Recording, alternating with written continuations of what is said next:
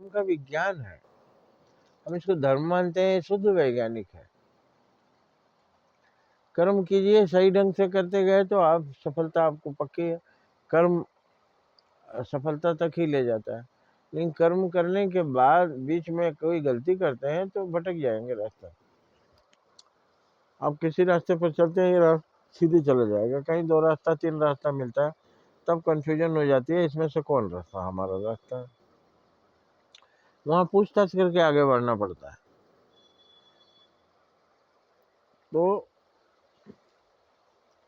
कर्म कर्मम करो, गीता में भगवान श्री कृष्ण ने कहा कर्मम करो, कर्म करो, फल से इच्छा मत करो, फल की इच्छा मत करो। फल की इच्छा मत करो मतलब फल तो मिलेगा ही। ये थोड़ी बोले कर्म करो फल नहीं मिलेगा, मिलेगा। तो कर्म के फल के प्रति ज्यादा परेशान ना रहो, कर्म सही ढंग से करो।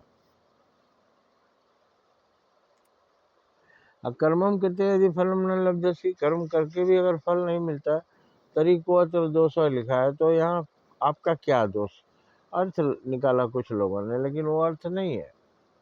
अर्थ ये है कि तरी को अत्र दोषा, तो यहाँ पर कोई गलती हुई है। अब वहाँ पश्य साइलेंट है, तरी पश्य को अत्र दोषा, कहाँ गलती हुई है। हाइड्रोजन ऑक्सीजन को मिलाएंगे, प्रक्रिया सही होगी तो पानी बनेगा। अब हाइड्रोजन में कुछ दूसरा मिलाएंगे तो पानी नहीं बनेगा। खेती किए, जोताई किए, बोआई किए, हेंगाई किए, उसके बाद बीज डाले, उसमें खरपतवार निकाले, तो सब सही ढंग से किए तो अंत में फसल लहलाती रहेगी। फसल काट के घर लाइए।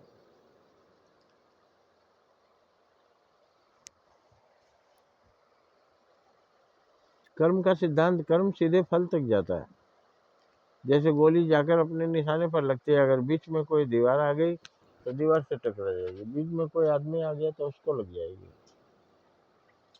तो बीच में कोई व्यवधान आएगा तो ना काम चुकेगा। व्यवधान रहित जो कर्म होगा वहाँ आपको सफलता मिलेगी। तो आप समझिए, कर्म का फल निश्चित है, सही ढंग से करो तो फल मिलेगा। अगर फल नहीं मिला तो आप समझ लीजिए कोई गलती हुई है, और गौर करिएगा तो गलती मिल जाएगा। हर आदमी को अपने असफलता के पीछे गलती मिलेगी। जैसे मैंने मॉल व्यवसाय शुरू किया, मुझे पता चला कि वो दूसरे लोग जो करते हैं वो डायरेक्ट लाते हैं, सस्ता बेचते हैं, खुद नहीं टेंशन लेते, मैनेजर टेंशन लेता है, वही देखता है चोरी ना हो। अब आप इधर उधर दौड़ेंगे तो बोलते हैं कि अमीर ज़्यादा हैं आप नहीं उतना मेहनत किए हैं, तो आप हाँफ जाएंगे, और जब आप थक जाएंगे तो चोरी करने वाला चोरी कर लेगा, आप पकड़ नहीं पाएंगे। इसके लिए मैनेजमेंट की पढ़ाई होती है, कैसे संभालना।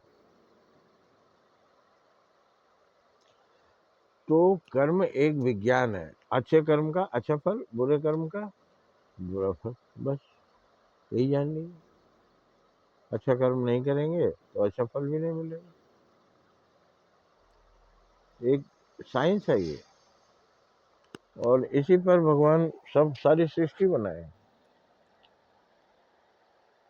जंजीर बनी है, कड़ी कड़ी जंजीर से जुड़ी जाती है, क्यों, कड़ी में फंसाकर उसको पैक किया जाता है, सील किया जाता है। विज्ञान है ना वो, सब कुछ विज्ञान में है।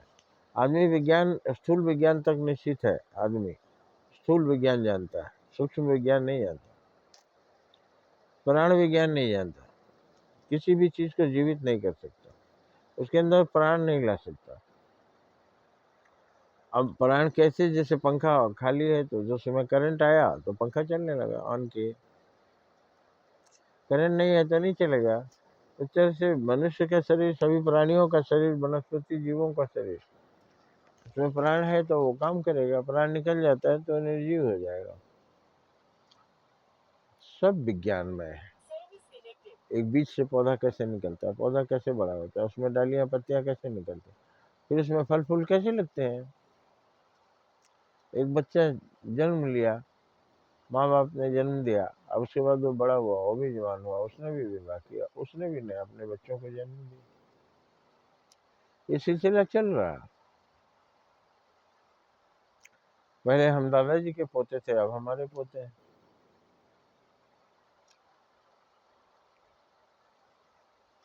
जय हिंद, जय भारत।